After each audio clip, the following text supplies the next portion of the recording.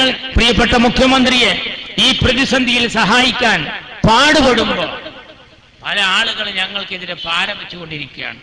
മുസ്ലിം ലീഗിന്റെ സംഘടിത ശക്തിയെ തകർക്കാൻ, മുസ്ലിം ലീഗിന്റെ ഈ പൊലിമ എങ്ങനെയാണ് എന്ന് നാട്ടിൽ നിന്ന് ഒന്ന് പിഴുതെറിയാൻ കഴിയുക എന്ന് ആലോചിച്ച് അതിനുവേണ്ടി പണിയെടുക്കുകയാണ്. കൂട്ടത്തിലാകുമ്പോൾ പണിയെടുക്കാത്തവരൊക്കെ ഒറ്റക്ക് പോയി വേറെ ഏർപ്പാടുകൾ ചെയ്ത് മുസ്ലിം ലീഗിന്റെ സംഘടിത ശക്തിയെ തകർക്കാനുള്ള ശ്രമം അണിയറയിൽ നടന്നുകൊണ്ടിരിക്കുന്നു. കേരളത്തിൽ കേട്ടുകേൾവിയില്ലാത്തതാണ്. ജാതി പറഞ്ഞ് മതം പറഞ്ഞ് ഇമാതിരി ഒരു വിഷയം ആരെങ്കിലും ഒരു മന്ത്രി വരുമ്പോ വിഷയം ഉണ്ടാക്കുക. ഇത്രയും ആൾ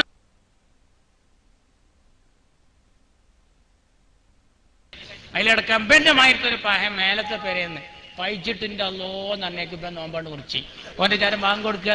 അല്ലോന്ന് കേൾക്കുമ്പോ അതന്നെയാണ് കഷ്ടപ്പെട്ട് ഇങ്ങനെ നിൽക്കുമ്പോ എന്തേ കേട്ട് അപ്പൊ തന്നെ മുറിച്ചണം. സമരം കഴിഞ്ഞ് സംഭവം കഴിഞ്ഞു. തിരിച്ചു പോകുന്നവൻ വീട്ടിലെത്തിയാൽ ചോദിക്കണം, ഇജ്ജ് എന്തിനു പോയിന്ന്, എന്താ എനിക്ക് കിട്ടിയെന്ന്. ഒരു സഖാവിനും പറയാൻ സാധിക്കില്ല. ഇങ്ങനെ കുത്തുപാള എടുക്കാൻ കാരണം എന്താ? നിന്റെ ശുക്കൂറിന്റെ ദോയ. TP ചന്ദ്രശേഖരന്റെ ഭാര്യ രമ പറഞ്ഞ പോലെ ഒരുപാട് മനുഷ്യരുടെ കണ്ണീരിന്റെ കഥ ഞാൻ ശുക്കൂറിന്റെ വീട്ടിൽ പോയിരുന്നു. ആ ഉമ്മ പറഞ്ഞൊരവസ്ഥ ഉണ്ട്. എന്താ മോനെ എപ്പ വരും എന്റെ കുട്ടി എന്ന് പറഞ്ഞപ്പോ എന്റെ ആശുപത്രി കേസിന് പോവുക. അമ്മ ചോറ് തിന്നാൻ ഉച്ചക്ക് വരും എന്ന് പറഞ്ഞ എന്റെ പുന്നാര മോന്റെ ജനാസ കഫൻ തുണിയിൽ പൊതിഞ്ഞു കൊടുന്ന ആ രംഗണ്ടല്ലോ. മരിക്കാൻ നേരത്തൊരിച്ച് വെള്ളം ചോദിച്ചപ്പോ കാലുകൊണ്ട് തട്ടിയിട്ട് ഫാനിൽ കറങ്ങിയിട്ട് വീണ ആ വീട്ടിൽ ഞങ്ങൾ പോയപ്പോ അവിടെയുള്ള ഉത്തരവാദിത്തപ്പെട്ട ആളുകൾ പറഞ്ഞു, ശുക്കൂറിന്റെ മരണം CPM-ന്റെ ഒടുക്കത്തിന്റെ തുടക്കമാവുമെന്നാണ്. കാരണം ഒരുപാട് ആളുകളുടെ കണ്ണീര്, എത്രയെത്ര കേസുകളിൽ പ്രതികൾ, എന്തെല്ലാം ആളുകൾ അല്ലേ. ഓരോരുത്തരും ഓരോ ക്രിമിനലുകളും അതുപോലെ തന്നെ പല കേസുകളിലും പ്രതികളുമായിട്ട് ഇന്നും ജാമ്യത്തിലിറങ്ങാൻ കഴിയാതെ. ഇതാ KT ജയകൃഷ്ണൻ മാഷുടെ വാദം വേറെ അന്വേഷിക്കുന്നു. BJP-യുടെ CBI വീണ്ടും അന്വേഷിക്കാൻ. കഴിഞ്ഞ ദിവസം ഞങ്ങൾ ആ നാട്ടിൽ പോയി മൊകേരിയിൽ. എന്താ സ്ഥിതി? അവിടെയുള്ള BJP പ്രവർത്തകർ രണ്ട് ചേരിയിലാണ്. എന്താ കാര്യം? CPM-മായി ഒത്തുകളിച്ചവർ, അവർക്കെതിരെ CPM-നെ എതിർക്കുന്ന BJP-യുടെ. കണ്ടോ, ഓരോ കക്ഷിയിലും ഭിന്ന സ്വരങ്ങളാണ്. നേരത്തെ റഹ്മത്തുള്ള സാഹിബ് സൂചിപ്പിച്ച പോലെ ഇതിന് ഒരു തിരുത്തലായി ഭിന്ന സ്വരങ്ങളില്ലാതെ പാർട്ടി നയങ്ങൾ ഏക സ്വരത്തിൽ ജനങ്ങൾക്കിടയിൽ അവതരിപ്പിച്ചു പറയുന്ന മുസ്ലിം ലീഗിന്റെ നയം അത് കൊള്ളാം, മുസ്ലിം ലീഗിന്റെ നിലപാട് കൊള്ളാം. അവർക്കൊരു വർത്താനേ ഉള്ളൂ. ഒരാൾ ഒന്ന് പറയാ, വേറൊരാൾ ഒന്ന് പറയാ. പരസ്യ പ്രസ്താവന ഇല്ല എന്ന് പറഞ്ഞ എല്ലാവരും പരസ്യ പ്രസ്താവന. അത് നമ്മളെ സംബന്ധിച്ചിടത്തോളം അതിനൊക്കെ നിയന്ത്രണങ്ങളും കാര്യങ്ങളും വെച്ച് ജനങ്ങൾക്ക് ഉപകാരപ്രദമായ കാര്യങ്ങൾ എന്തെല്ലാം. കോളേജുകൾ, കാണാത്ത നാടുകളിൽ കോളേജ്, B.Ed സെന്ററുകൾ. നമ്മളെ നാട്ടിൽ ഇപ്പോഴും +1 കഴിഞ്ഞിട്ട് SSLC കഴിഞ്ഞിട്ട് +1 സീറ്റ് കിട്ടാതെ, സയൻസിന് കിട്ടാതെ നമ്മളെ മക്കൾ വഴന്ന് നടക്കുക. പണ്ട് നമ്മളെ മഹലില് പാസ്സായ ഒരാളുണ്ടാവും, ഇന്ന് തോറ്റതൊന്നേ ഉണ്ടാവുള്ളൂ. വ്യത്യാസം വളരെ വലുതാണ്. ഇന്ന് നമ്മളെ കുട്ടികൾക്ക് പഠിക്കാൻ സൗകര്യമില്ല. ഈരോട്, മൈസൂർ, ബാംഗ്ലൂർ പോവുകയാണ്. കുട്ടി ഡോക്ടറാകാൻ പോയിട്ട് രോഗിയായി തിരിച്ചു വരികയാണ്. അക്കോലത്തിൽ പോകുമ്പോ ഈ നാട്ടിൽ എന്തെങ്കിലും ഒന്ന് തുടങ്ങണ്ടേ? തുടങ്ങാനയക്കൂല. എന്ത് തുടങ്ങിയാലും ഇവരെ എതിർപ്പ്. ഇവര് അന്ന് റോഡ് ഉണ്ടാക്കുന്നത് തടഞ്ഞതുകൊണ്ട്, അല്ലെങ്കിൽ മുനീർ ഇത്ര ട്രാഫിക് ജാം കേരളത്തിൽ ഉണ്ടാക്കൂല. മുനീർ സാഹിബിനെ കൊണ്ട് സാധിക്കും. അദ്ദേഹത്തിന് സ്വപ്നം ഉണ്ടായിരുന്നു.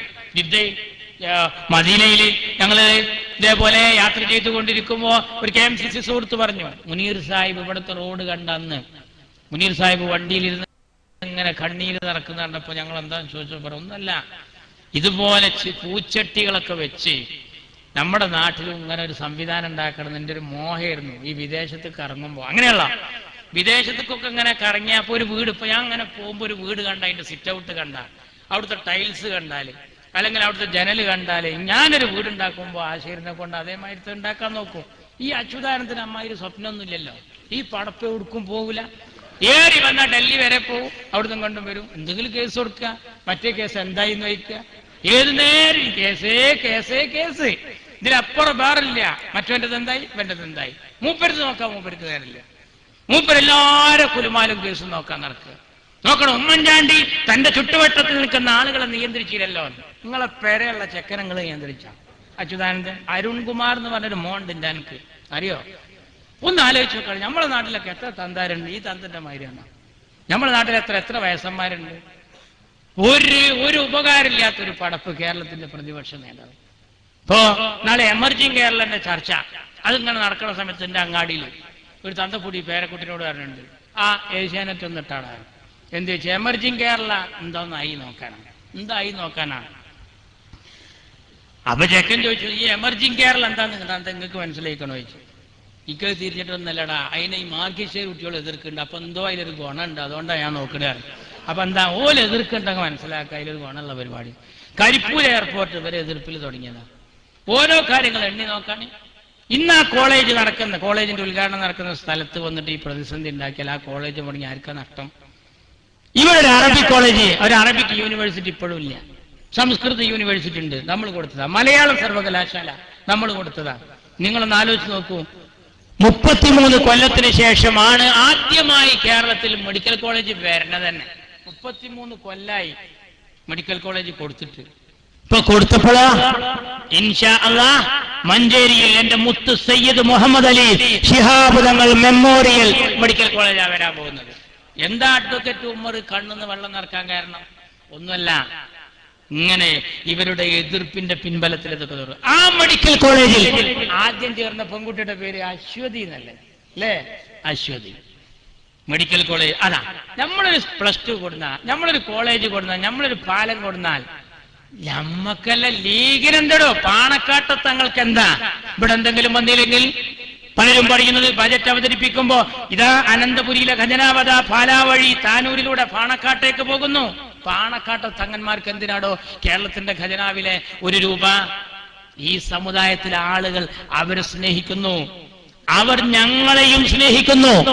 അറിയോ, ഭൂമിദാനം, തങ്ങൾ ഭൂമി തട്ടിപ്പ് വലിയ വാർത്തയാക്കി എഴുതിയ വില്ലാളി വീരന്മാര് മനസ്സിലാക്കണം. പാണക്കാട്ട തങ്ങന്മാർക്ക് എന്തിനാടോ ഭൂമി? ഞങ്ങളുടെ ഈ ലീഗിന്റെ അണികൾ കൈക്കോട്ടിലല്ല, ചെപ്പിത്തോണ്ടിയില് ഓരോ പിടി കൊണ്ടുപോയിട്ടാൽ 10,000 ഹിമാലയ പർവ്വതം ഉണ്ടാക്കാനുള്ള കെൽപ്പുള്ള സംഘടനയാ ഈ മുസ്ലിം ലീഗ് പാർട്ടി. ആ പാർട്ടിയുടെ അമരത്തിരിക്കുന്ന ആളുകളെ പലതും പറഞ്ഞിട്ട് എങ്ങനെയെങ്കിലും ജനമധ്യത്തിൽ താറടിച്ച് കാണിക്കുക. നമ്മൾ പറയുന്ന നല്ല കാര്യം ഒരു ചാനലും കാണിക്കലില്ല. നമ്മൾ എന്തെങ്കിലും ഒരു ബൈത്തുറാൻ പോകുക, അതൊരു ചാനലിനും വിഷയമല്ല. നേരെ മറിച്ച് നമ്മളിൽ ആരെങ്കിലും ഒരാൾ എന്തെങ്കിലും ഒരു കുരുത്തക്കേട് പറഞ്ഞാൽ അത് ലൈവായി രാവിലെ തൊട്ട് വൈകുന്നേരം വരെ അത്, അല്ലെങ്കിൽ അത് ഫ്ലാഷ് ന്യൂസ് ആയിട്ട് അത് എന്തെങ്കിലും വിഷയങ്ങൾ, എന്തെങ്കിലും പച്ച ബ്ലൗസ് ധരിച്ചൊരു പെണ്ണിനെ പറ്റി, അബ്ദുൾ റബ്ബിന്റെ മരണത്തിൽ പച്ച ബ്ലൗസ്, ഈ കോലത്തിൽ പോയാൽ പർദ്ദ ധരിക്കാൻ പറഞ്ഞാൽ വലിയ കുഴപ്പമുണ്ടാവും. ഇഫ്ലു കോളേജ് തുടങ്ങണമെന്ന് വിജയരാഘവൻ പറഞ്ഞു. ഇക്കണക്കിന് പോയാൽ കേരളത്തിൽ ശരീഅത്ത് ഭരണം പ്രഖ്യാപിക്കുമെന്ന്. ഈ പടപ്പിന്റെ വിചാരത്തിൽ ഇഫ്ലു ഖുർആൻ കോളേജിൽ നിന്നാണ്. English and foreign language university അല്ലേ ചങ്ങായി? അതാ പാണക്കാട്ട് വരാൻ പോകുന്നത്. അലിഗഡ് വരുന്നു, നമ്മളെ കുട്ടികൾ ഇനി ഇവിടെ പഠിക്കുന്നു, ഇവിടെ MBBS കിട്ടുന്നു. മഞ്ചേരിയിൽ പോയി എൻഡിങ്ങളെ കുട്ടികൾ MBBS എടുത്ത് വരുമ്പോ നമുക്കൊന്ന് തലയിട്ടിട്ട് ഇങ്ങനെ ചോദിക്കാം, പാടെ കുട്ടിയുടെ വർത്താനം എന്താണ്? നേരെ മറിച്ച് മറ്റു രാജ്യങ്ങളിലേക്ക് പോകുമ്പോൾ ഞാൻ പറയുന്നു, നേരത്തെ പറഞ്ഞ പോലെ ഡോക്ടറാകാൻ പോയ കുട്ടി രോഗിയായിട്ടാണോ തിരിച്ചു വരുന്നത് എന്ന അങ്കലാപ്പിലാണെന്ന് ഞാനും നിങ്ങളും. ആ സമയത്ത് നമ്മുടെ മക്കൾക്ക് പഠിക്കാനുള്ള സാഹചര്യം നാട്ടിൽ വേണ്ടേ? ഇതൊക്കെ കൊടുക്കുമ്പോ കണ്ടോ, ഇപ്പൊ ഒരു ആയുർവേദ മെഡിക്കൽ കോളേജ്, ഒരു ആയുർവേദ സർവകലാശാല സമദാനി കൊണ്ടുവരുന്നുണ്ട് കോട്ടക്കലിൽ. ആ ആയുർവേദ സർവകലാശാല വന്നാൽ ലീഗിന് എന്തോ ലക്കയെന്ന് കിട്ടുന്നുണ്ട്. ലീഗിനൊരു മെച്ചമില്ല. അവിടെ ആ ആയുർവേദ സർവകലാശാല വന്നാൽ ലീഗിന് പ്രത്യേകമായ ഒരു ലോഹ്യം, വെറുതെ കുഴപ്പം, വെറുതെ വിഷയം, എന്തെങ്കിലും ഒന്നും ഉണ്ടാക്കുക അല്ലേ? ഞങ്ങളൊരു മെഡിക്കൽ കോളേജ് കൊടുത്താൽ ലീഗിന് മാത്രം അവിടെ ഒരു ഇഞ്ചക്ഷൻ ഉണ്ടാവും. എല്ലാവർക്കും ഉള്ള ഇഞ്ചക്ഷൻ തന്നെ ഞങ്ങൾക്കുള്ളൂ. നാട്ടിന് ലീഗിന്റെ കാലത്താണത് വന്നതെന്ന് ഞങ്ങൾക്ക് പറയണം, കിട്ടണോം പറയണം. ലീഗേരാത് തന്നത്, ലീഗിനെ കൊണ്ടാക്കി വെളിച്ചം കിട്ടിയത്, ലീഗാണ് ഈ റോഡുണ്ടാക്കി. ലീഗിന്റെ കാലത്താ ഈ നന്മ വന്നത്. ഇനി ജില്ല വിഭജിക്കണം എന്നുള്ള ചർച്ച വരുമ്പോഴേക്ക് വലിയ വിവാദം. വാർഡ് 9ാം വാർഡ് ഉണ്ടായിരുന്നത് 21ാം വാർഡിലേക്ക് എത്തി ജനങ്ങൾ കൂടിയപ്പോ. പല സ്റ്റേറ്റുകളും ഭാഗിക്കാൻ തുടങ്ങി, ഒരു ഇവിടെയും പ്രശ്നമില്ല. മലപ്പുറം എന്നിട്ട് കേൾക്കുമ്പോഴേക്ക് വിഷയമായി. എന്തെങ്കിലും ഉണ്ട് പറയുമ്പോത്തിന്. ഒന്നാൾ ഒരുത്തം പറഞ്ഞു yahoo.com എന്നൊക്കെ ഉള്ളത് അധികം ലീഗേര് വന്നതിന്റെ ശേഷമാണ്. അവന്റെ ഏതോ യാഹുവാക്കാന്റെ പേരിലാണ് ഇമെയിൽ ID.